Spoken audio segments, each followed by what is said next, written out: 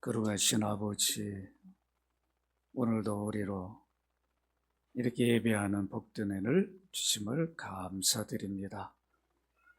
이 모든 은혜가 그리스도의 공로임을 고백합니다. 오늘도 주의 백성들이 이렇게 믿음으로 나와서 예배하는 모든 영광을 받으심을 믿습니다. 이제 이 종이 주의 복음을 전합니다. 불쌍히 여기시고 그리스도 피로 씻어 주셔서 주의 복음이 힘있게 바르게 전달되고 증거되도록 성령님 감화함동하시고 인도하여 주옵소서. 주 예수 그리스도 이름으로 기도합나이다. 아멘. 오늘 설교 제목이 뭐죠? 복음의 진리대로 살라. 이 복음의 진리대로 살라, 이게 무슨 뜻인가? 복음을 받은 그리스도를 믿는 자들은 그리스도의 법을 따라 살라는 거죠.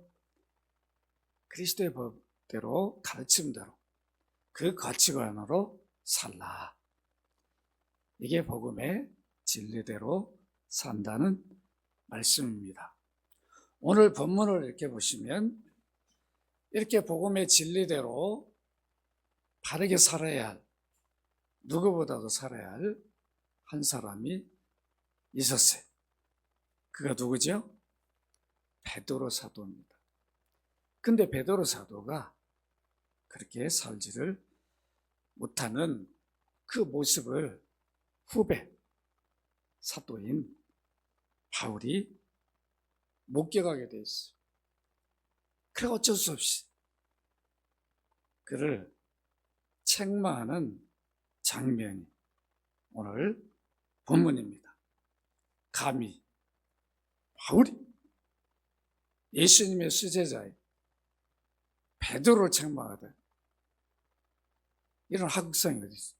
있을 수 없는 일이잖아요. 만일 예루살렘 교회에서 이 소식을 들었다면 바울은 큰일 날 일이죠. 그럼에도 바울은 책망을 했어요. 왜 그랬을까? 베드로에 대한 어떤 사적 감정이나 시기 질투 때문이 아니었어요. 책망할 수밖에 없었던 분명한 이유가 있었습니다.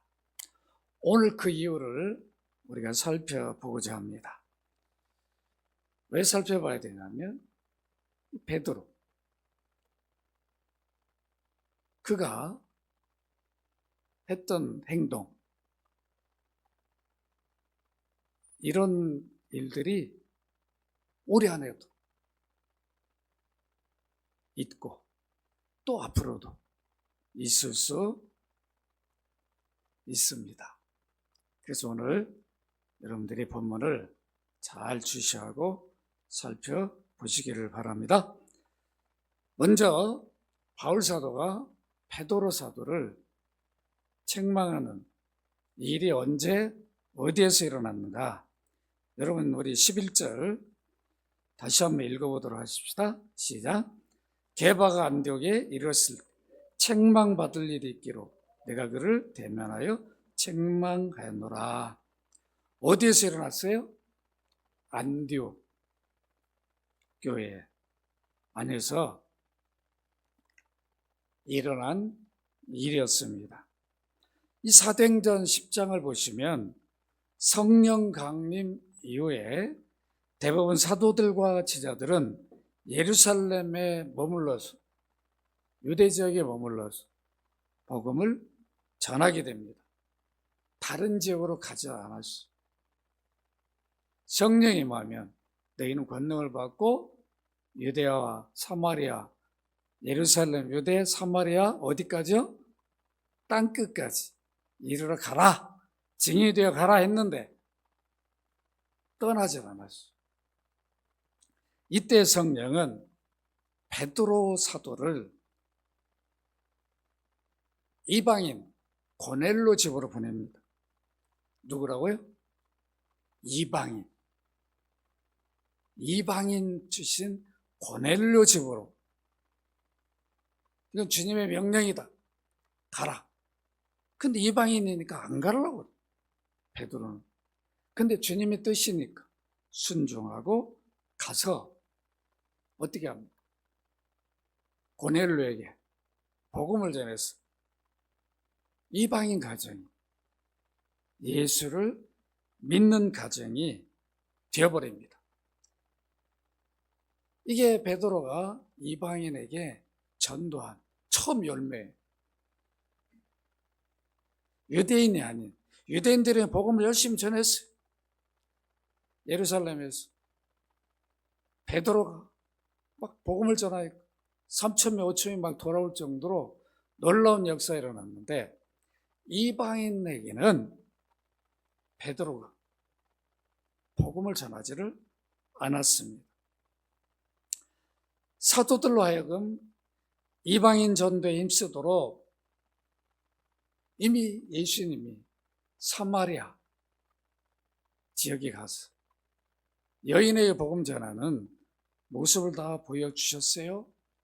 그렇게 또 성령이 고넬료를 만나서 복음을 전하여 열매 맺도록까지 다 해주셨음에도 불구하고 그 이후에 베드로 사도는 이방인들에게 전도한 일을 하지 않았습니다. 그런데 예루살렘 교회에 유대인들로부터 대대적인 핍박을 받게 됩니다. 그때도 사도들은 예루살렘에 머물러 있습니다. 그러나 성도들은 핍박을 피해서 이방인 지역으로 갑니다. 이때 이방인 지역에 가서 복음을 전하여 세워진 교회가 어떤 교회예요? 오늘 본문에 나온 안디옥 교회.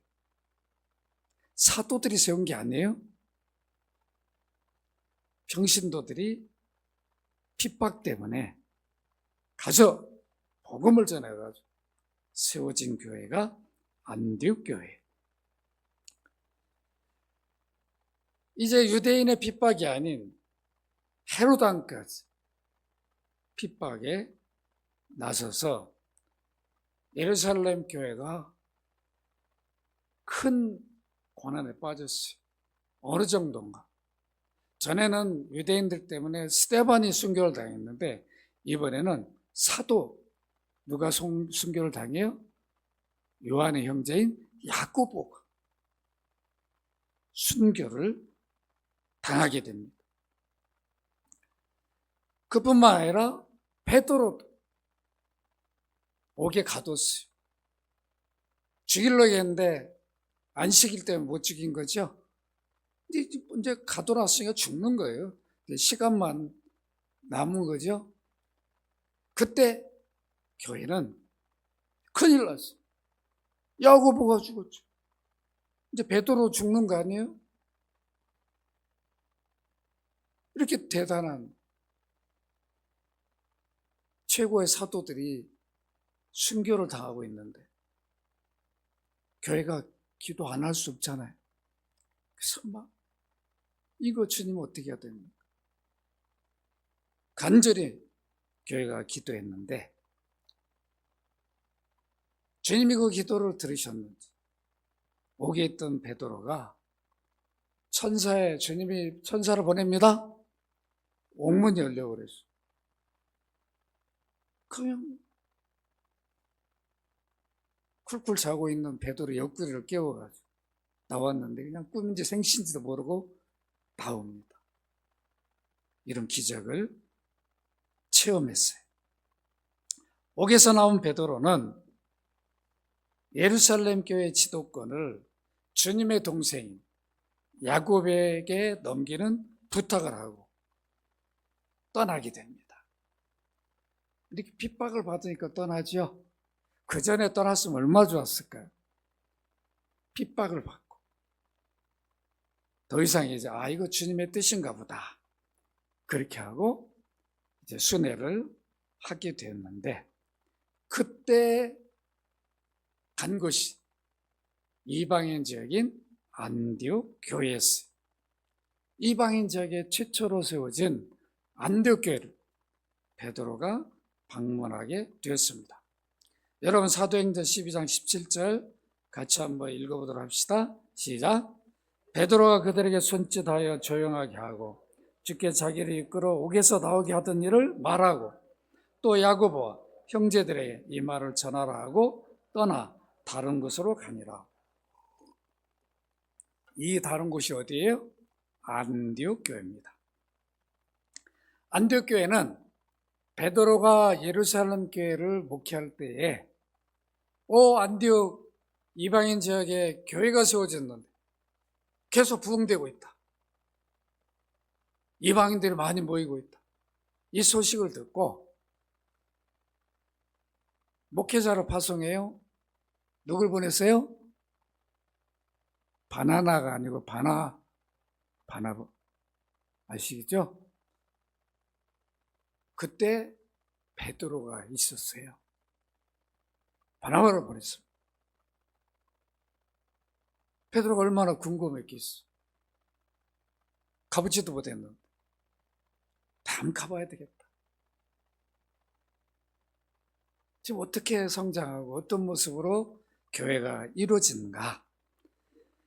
그래 베드로가 사도가 안디옥교회 갔는데 안디옥교회 가보니까 유대인들, 이방인들이 바나바, 바울의 가르침을 받아서 그리스도인으로 한 몸 되어서 교회가 잘 성장하고 있는 거예요.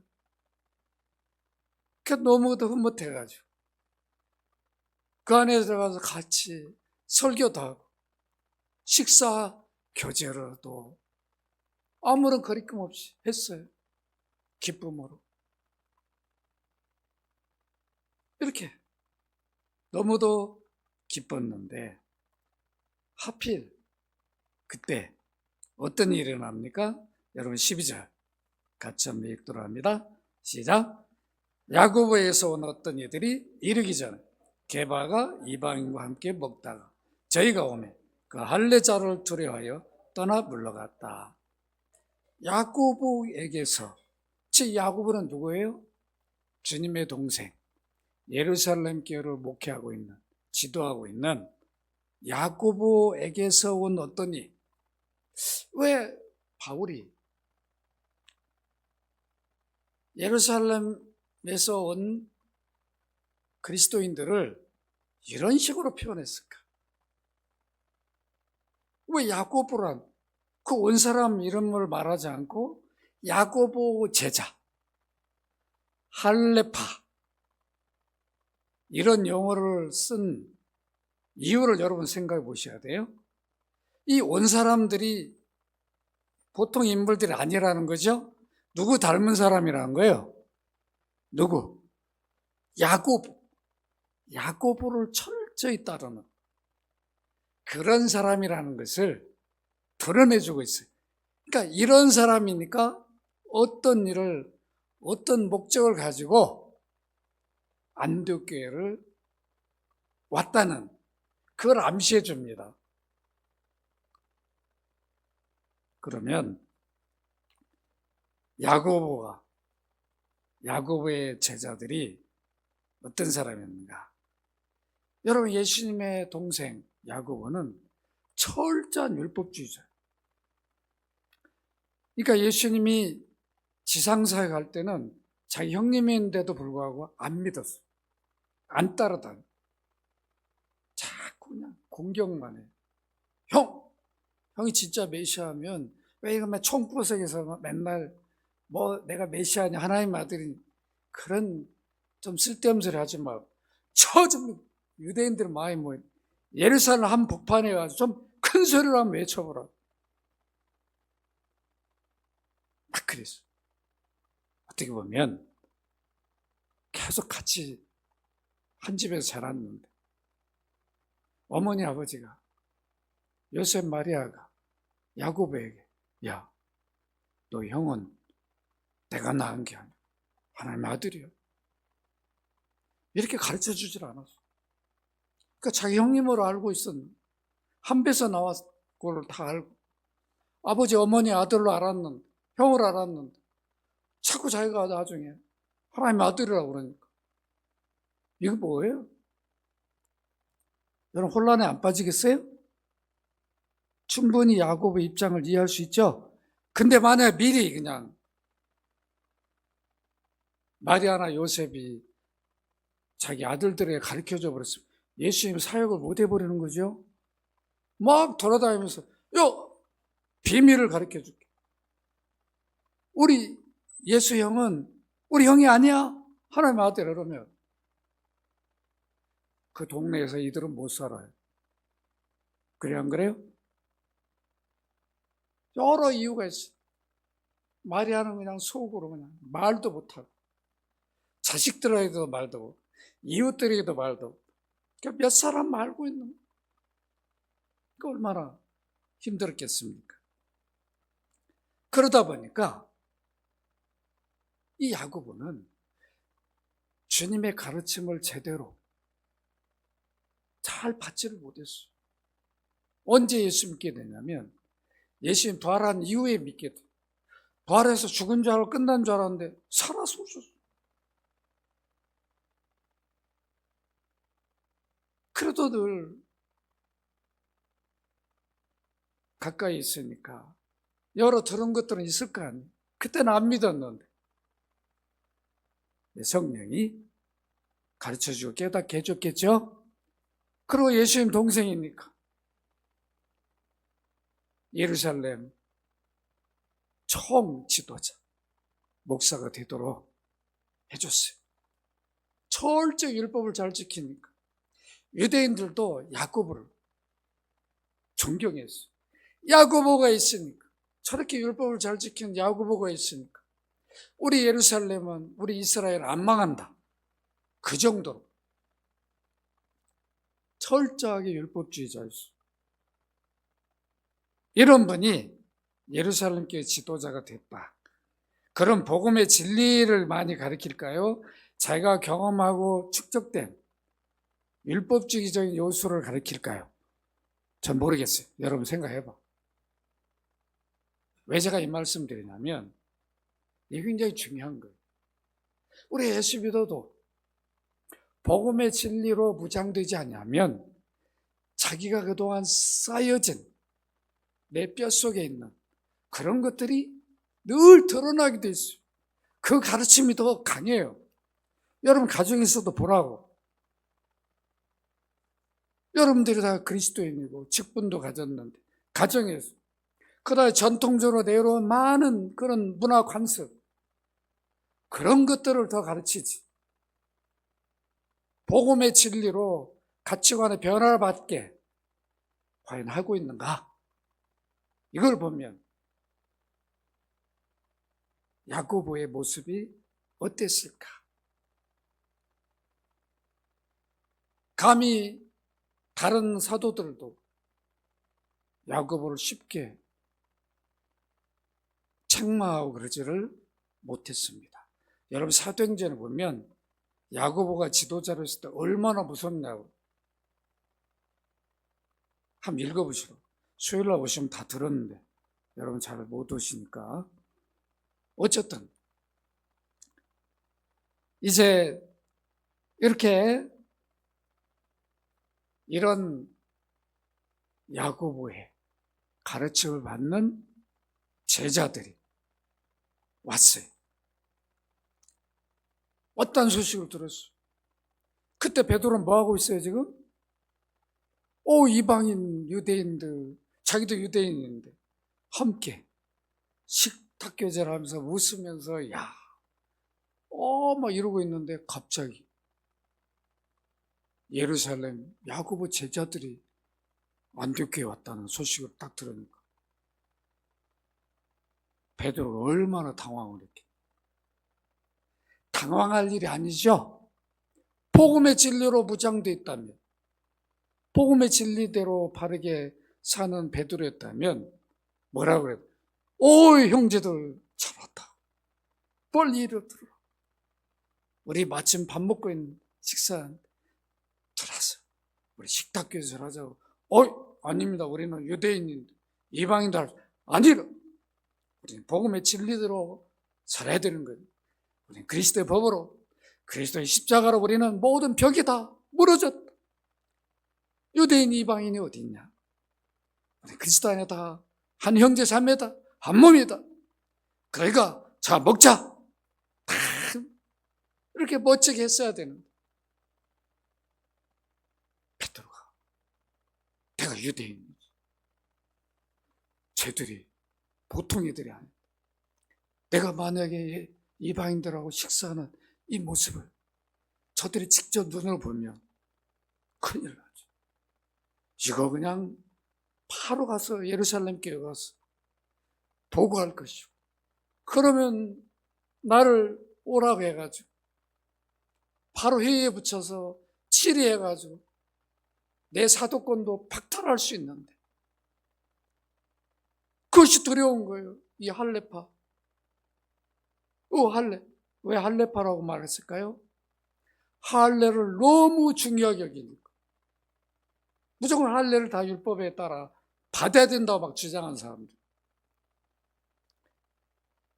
그러니까 베드로가 이 사람들이 어떤 사람인지 이미 자기가 예루살렘 교회에서 목회를 해봤기 때문에 잘 알고 있어요. 그래서 결국은 어떻게 합니까? 살살 식사 자리에서 나옵니다. 여러분 그런 거 해보셨죠? 나 여기 없었어. 이들하고 같이 식사 안 했어. 얼른 잽싸게 그냥 나와가지고 형제들 먼 거리 어떻게 잘 지냈는가? 그동안 뭐 하면서 이랬을 거 아니에요.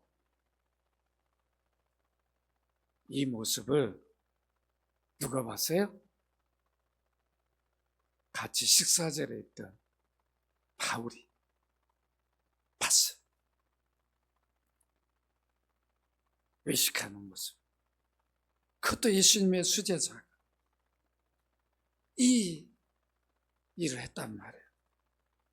십자가를 경험했던, 직접 보았던, 부활도 봤던 베드로가. 여러분 에베소 2장 16절 같이 한번 읽도록 합니다. 시작. 에베소 2장 16절 없어? 또 이런 일이 나오더라고. 저도 그냥 또 여기는 또 안 지키고 그런 게 또 어쩔 수 없죠. 또 십자가로 이 둘을 한 몸으로 하나님과 화목하게 하려 하심이라. 원수된 것을 십자가로 소멸하고, 십자가로 원수된 것을 이방인, 유대인 다 소멸해버렸는데 베드로는 아직도 이걸 못 버렸어. 그걸 누구보다 잘 아는 사람.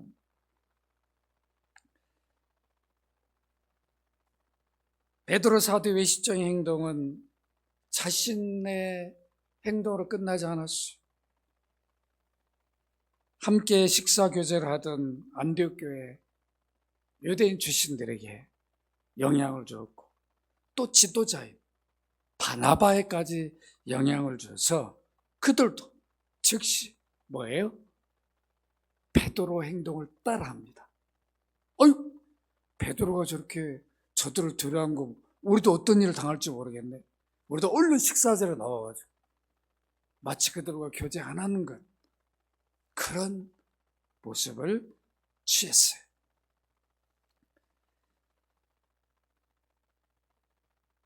이런 베드로의 행동,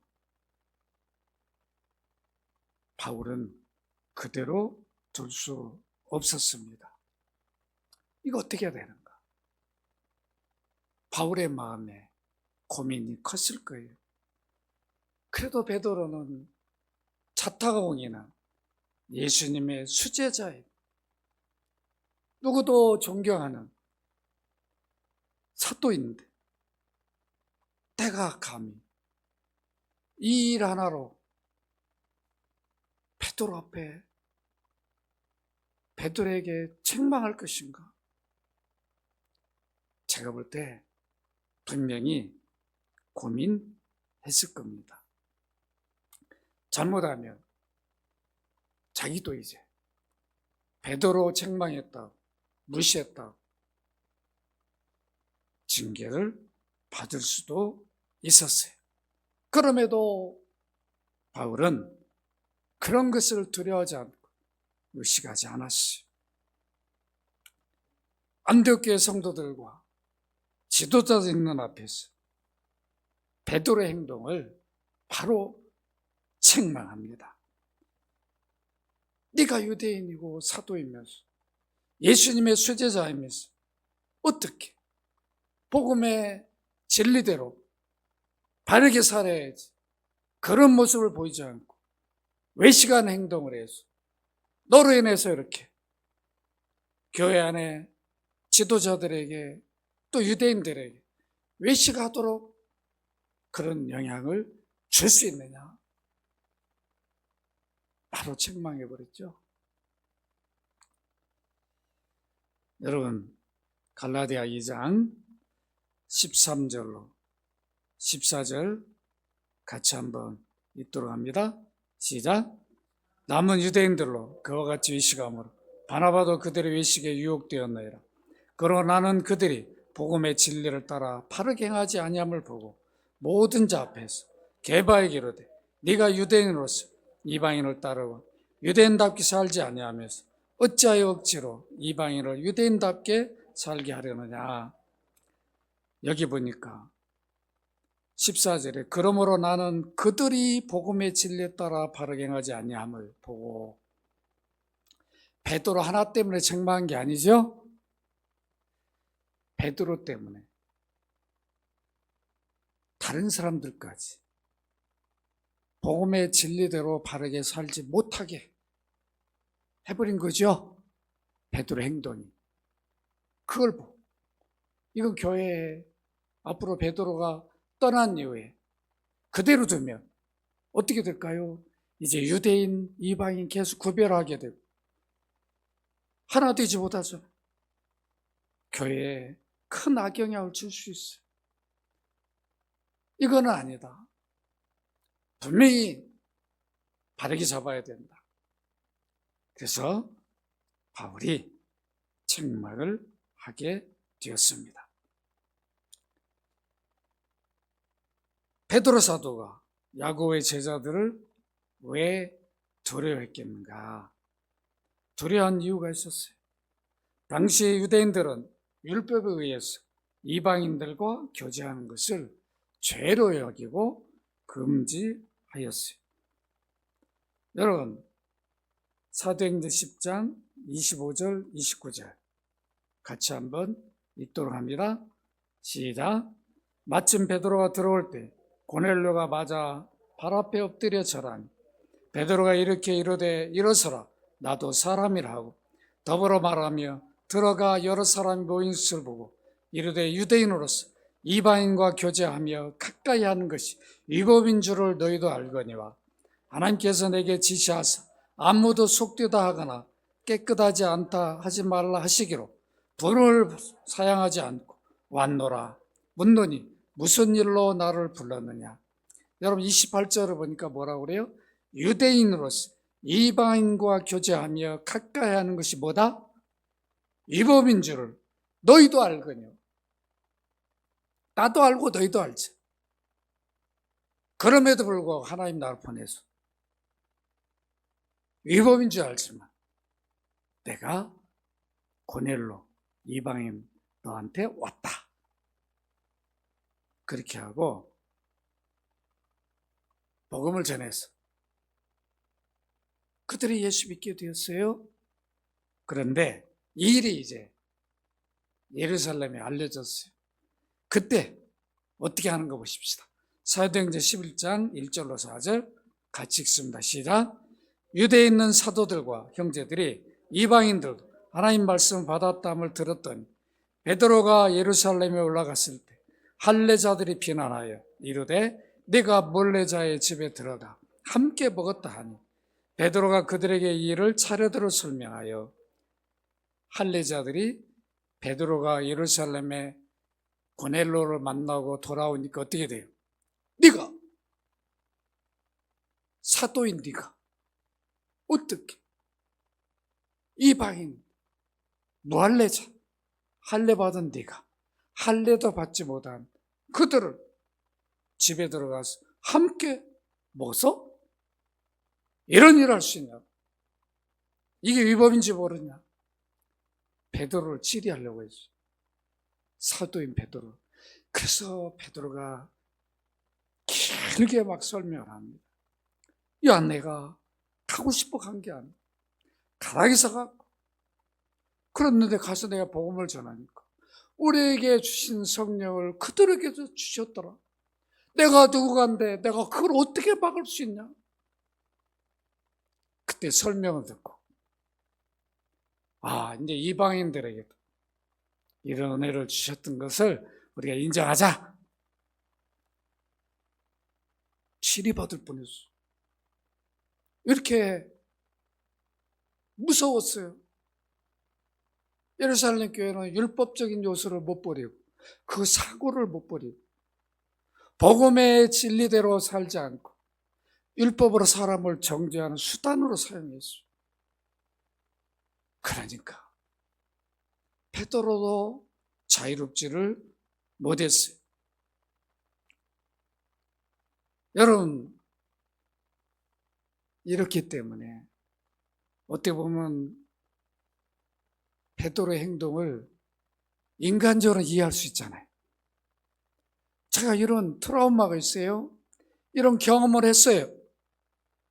그런데 오고 예루살렘 교회에서 야고보 제자들이 왔단 말이에요.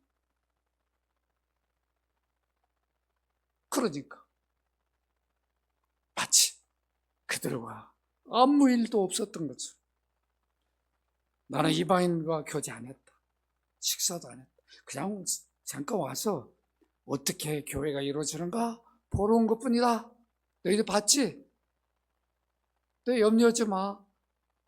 예루살렘 교회가 잘 보고해. 나 베드로가 나 율법 잘 지키고 있어. 이런 걸 확인시켜 주기를 원했던 거죠.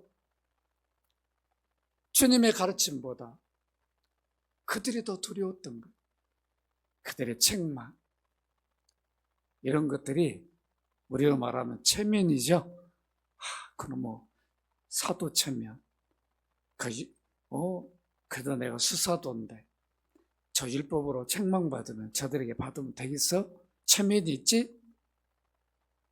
이런 것 때문에 외식을 하게 된다. 복음의 진리로 핍박을 받더라도 바르게 사는 모습을 보여줘야 되는데 그러면 체면 때문에 그런 경우가 얼마나 많습니까? 목사도 그러죠? 목사라고 해서 제가 이 사회 가면 인정합니까? 그렇죠. 친구들도 고약한 놈도 많아요. 친구 모임 가면 목사하고 다 무시하고 막 자기들 그 주장대로 막 이런 문화 속에 우리가 살고 있죠. 우리가 복음의 진리대로 바르게 산다는 게 얼마나 어렵냐. 그러나 거기에 굽히면 안 되는 거죠. 외식적 행동을 해버리면 그 다음부터는 복음이 그들에게 전해지질 않아버려요.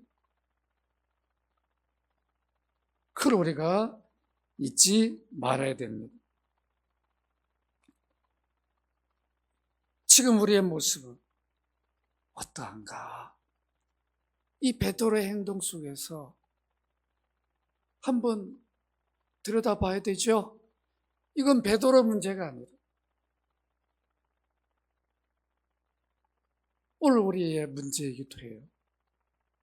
우리는 관혼상제, 참 힘든 일이잖아요. 결혼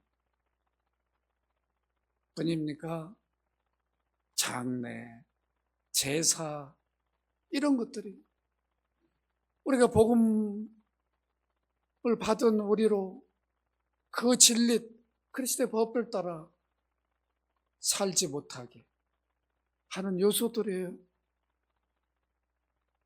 다 넘어지잖아요.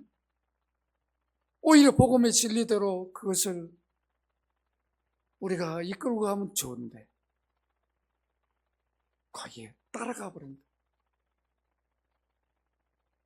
참 이런 안타까움이 오늘날 우리 안에 여전히 있습니다.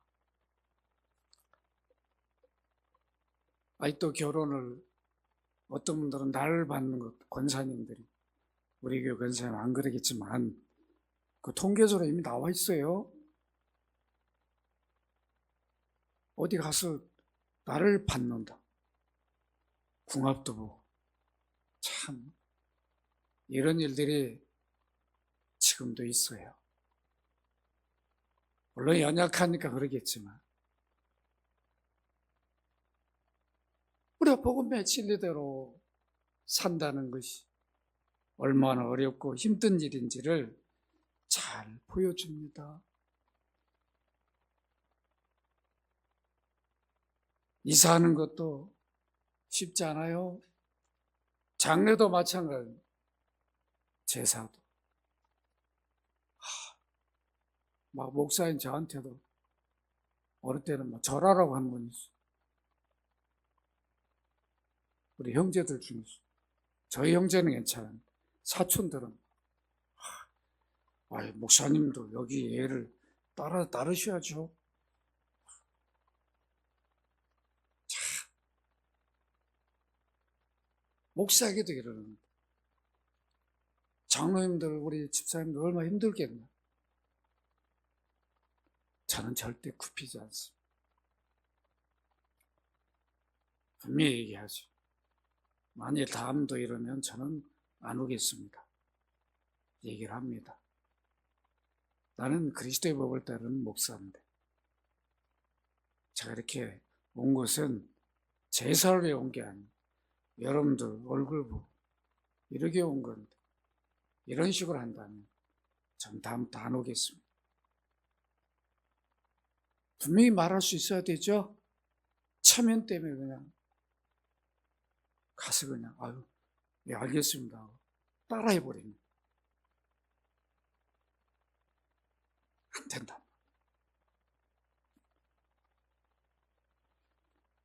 우리들이 복음의 진리대로 살아가는 문화를 바꿔 나가야 돼요.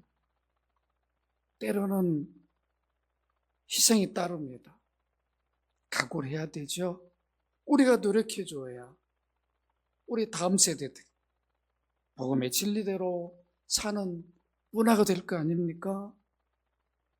그런 관습들을 우리가 만들어내야 되는데 우리는 불교교에 그 뿌리에 내려진 그것들이 다 지배하고 있어요. 그래서 복음의 진리대로 사는 것이 쉽지가 않습니다. 그런데 여러분 보십시다. 베드로의 행동을 보고 책망했던 바울. 여러분 두 사람을 비교해 보면 누가 더 베드로처럼 행동해야 할 사람이에요? 누구예요? 바울 아니에요? 더 율법을 알고 더 율법을 지켜야 할 사람 바울이잖아요. 베드로는 그렇게 율법 공부한 사람 나 아니에요. 회당 정도 다녔죠. 바울은 납비 출신이다.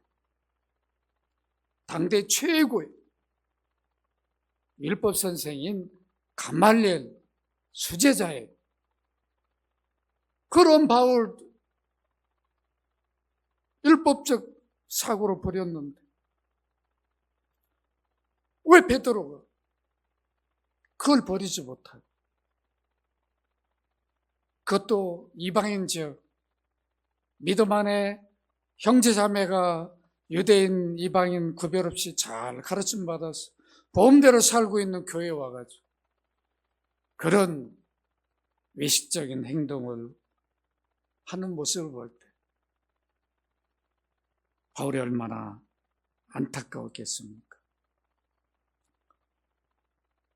바울은 복음의 진리대로 바르게 산 사람입니다. 그가 그렇게 살 수 있었던 그것이 무엇 때문이었을까요? 여러분 빌립보서 3장 7절로 9절, 8절을 같이 한번 읽도록 합니다. 시작. 그러나 무엇이든지 내게 유익하던 것을 내가 그리스도를 위하여 다 해로 여길 뿐더러 또한 모든 것을 해로 여김 내 주 예수 그리스도 아는 지식 가장 고사하기 때문이라. 내가 그를 위하여 모든 걸 잃어버리고 배설로 여김 그리스도를 얻고 그리스도 때문이었어. 그리스도의 법이 최고의 법이라는 걸 알았어. 자기가 알고 있는 율법이 최고의 법인 줄 알았는데 율법을 어떻게 지키는 법도 그리스도를 믿고 알게 됐어요. 그 사랑이 없이는 율법을 지킨 게 아닌 거예요. 하나님 사랑이 없고 이웃 사랑이 없이는 율법을 조문대로 아무리 지킨 것도 지킨 게 아니었어요. 그리스도의 법이 최고의 법이었어요. 그리스도의 가르침이 최고의 법이었어요. 그러니까 버려버린 거예요, 율법적 사고를. 여러분, 우리가 그리스도의 가르침이 최고라고 여긴다면 세상 가치관은 그 밑에가 돼야 되는 거 아니에요? 그걸 우리가 변화시킬 수 있어야 되죠. 거기에 그냥 묻어서 따라가 버립니다.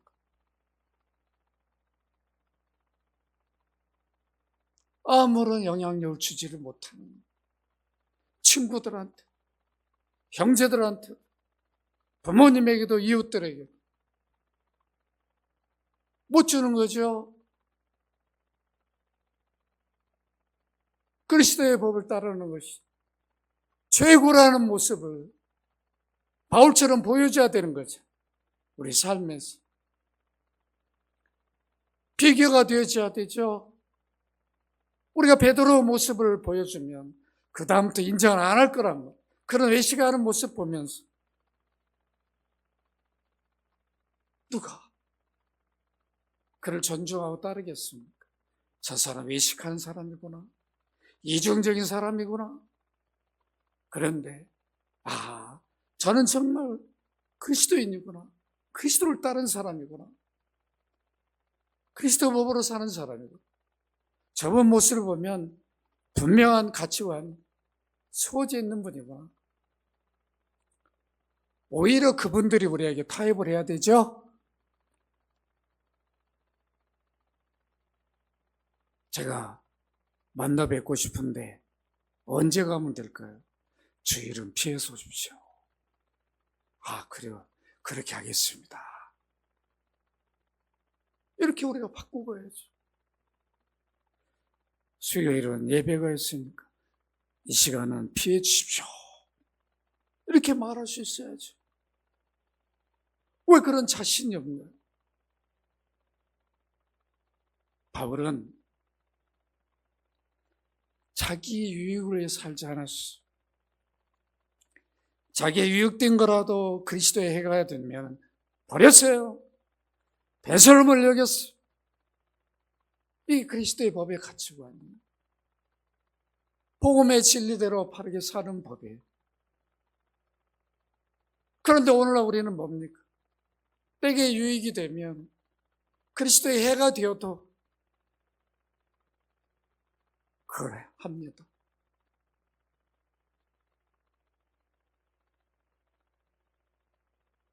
바울은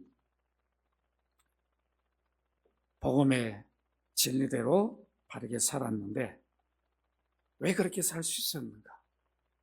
철저 율법주의자가 그런 율법적인 요소들을 가치고 내버렸는가? 갈라디아 1장 10절을 같이 한번 읽도록 합니다. 시작.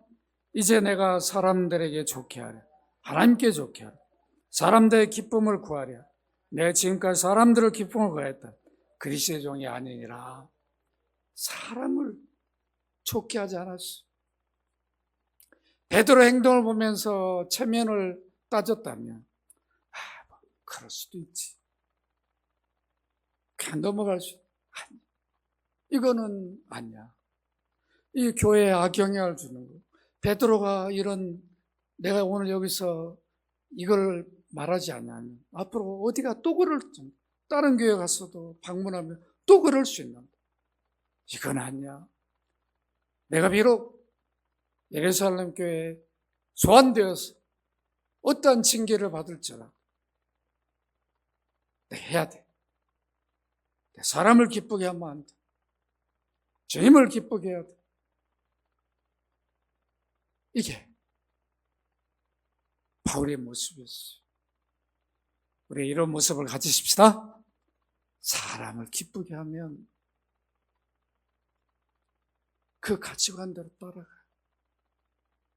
그들의 관습대로 따라갈 수밖에 없어.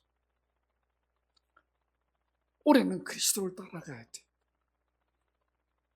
그들이 준 거 우리에게 구원을 준 게 없어. 그리스도 우리에게 구원을 주신 분이에요. 하나님 자녀로 회복되는 은혜를 주신 분이에요.